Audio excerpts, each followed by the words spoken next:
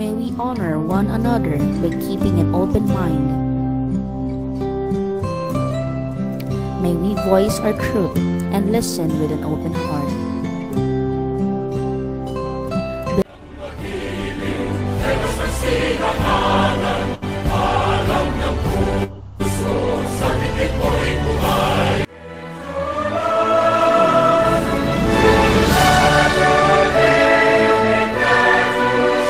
Is designed to promote innovation, inspire creativity, and drive action in the pursuit of a future that is more equitable and sustainable. A keynote speaker from Malaysia, from Inti National University, will be sharing to us about the purpose of transdisciplinary research and its relationship to sustainable development. So it is my honor to address you today on a subject that it's not only relevant but also essential to our future as a society. From the private sector would be able to help our nations, our United Nations and the United Nations to achieve these sustainable development goals. For sustainable development. Our presenters have been working diligently on their research, and we are privileged to hear about their finding and insight. Before we begin, I would like to remind everyone of the session format. Each presented by Professor Ria Soriven, Miguel Carlos Pertis, Maria Ashley May Pareño, with their paper entitled Food Safety Knowledge and Practices of Food Establishment in Cavite, Philippines. Presenter number 2, you have the floor. Thank you so much. Good day, panelists, presenters, guest speakers, and to the committee members. We are the students of Bachelor of Science in Hospitality Management from San Sebastian College, Recoletas de Cavite, and I'm Maria Ashley A. Pareño, together with Ria Soriven, Mariah Carrie Casim, Kitsia Cuesta, and Miguel Bertis. And now may we present to you our research study entitled Food Safety Knowledge and Practices of Food Establishments in Cavite, Philippines.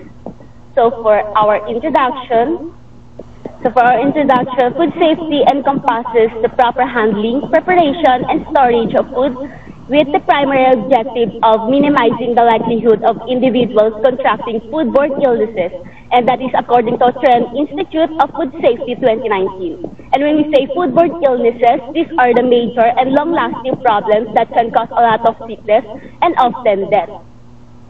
Food handled by numerous individuals, which increases the likelihood of food contamination due to improper handling, intentional or unintentional contamination of food handling, mass production might harm consumers, according to Acabanda et al. 2017.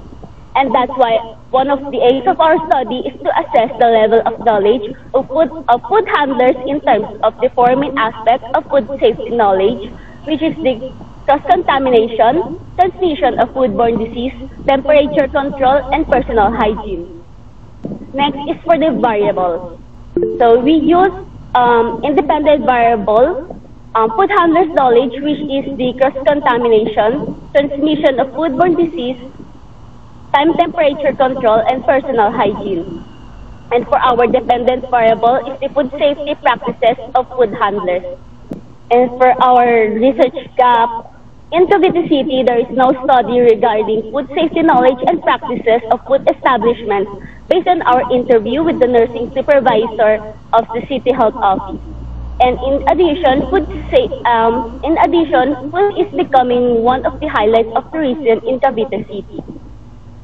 For our rationality is to determine the relationship between the level of food safety knowledge and practices of the food handlers of food establishments in Cavite, Philippines.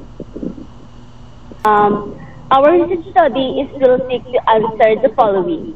For our SOP1, what is the level of knowledge of food handlers in regards to food safety in terms of cross-contamination, transmission of foodborne diseases, time and temperature control, and personal hygiene? For SOP2, what is the level of food establishments practicing food safety?